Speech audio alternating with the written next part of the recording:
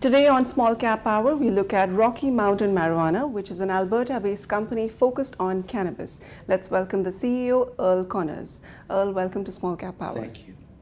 So for our viewers, give us an introduction to Rocky Mountain Marijuana. So Rocky Mountain Marijuana was founded in December of 2016. I'm the founder of the company. We capitalized very quickly. We acquired a property 2 hours east of Calgary, a 7.4 acre property with 28,000 square feet of building footprint. We applied for our license to produce medical marijuana in September of 2017.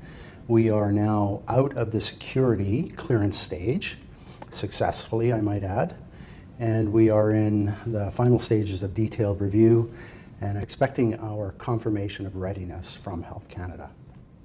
So Earl, how is your product going to be different?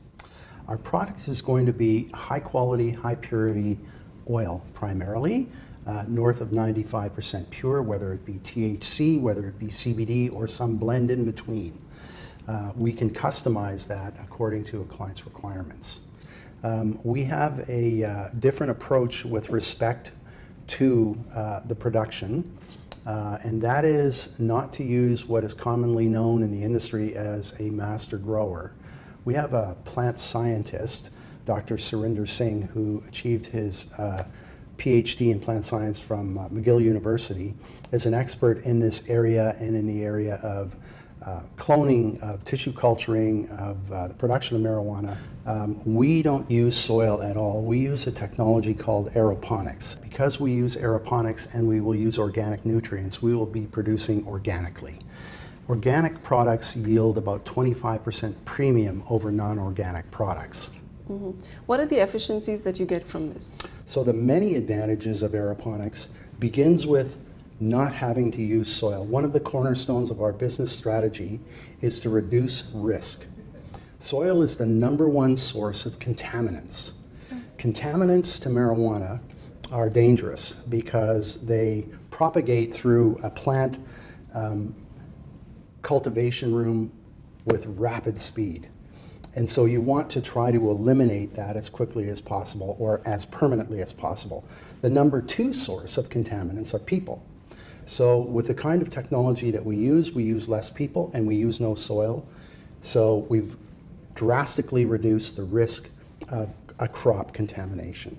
Okay. On top of that, aeroponics yields higher plant yields than traditional pots and soil methodologies, and aeroponics allows for quicker growth, anywhere up to 4 weeks less than pots and soil cultivation. In addition to that, we don't have the added cost of buying soil and pots and then disposing of the same, and those items, soil and pots, must be disposed of after every cultivation. We don't have that. That's a floor for pots and soil producers. So we'll be producing at less than $1 a gram once we have achieved our economies of scale. So wherever the price ends up being, and the price will feel some pressure once demand and supply cross, we'll be in a very good position in that area.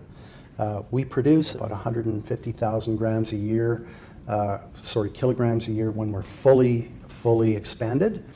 And that equates to about 35,000 liters of high purity oil a year. And so the ratio is about 20 to 22% of liquid to dry product.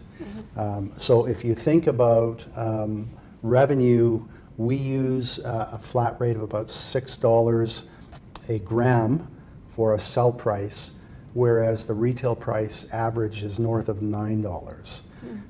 We have a lot of room between $6 and less than $1 to make a profit for our investors. Okay. Power consumption is another aspect of marijuana cultivation. There's also something related to stackable aeroponics. So all of that is going to add to your production yields? What's the potential there? So as far as power consumption goes, it becomes a material input into the production of marijuana, unless you do something about it. So the traditional methods are high-pressure sodium lights, which are a basic incandescent bulb. The photosynthesis efficiency is about 45%. We chose to go with LED systems, so LED arrays of lights.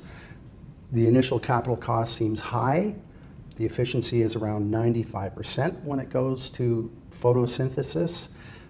They last about 9 years compared to 3 to 4 months for an incandescent bulb at $40 to $50 a bulb. In large commercial operations, that's a very high expense, not to even mention the inefficiency of power consumption. On top of that, the system itself, the Aeroponics system, lends itself to stacking. So when we're talking about the use of a footprint on a piece of land, we can either go out or we can go up. And if we look around the city of Toronto with so many tall buildings, there's a reason for that. It's called efficiency of use. Excellent. You mentioned you have a plant scientist in your team. You're an engineer. Give us a sense of the expertise on your management team. When I put together the team for Rocky Mountain Marijuana, I was looking for not smart but brilliant.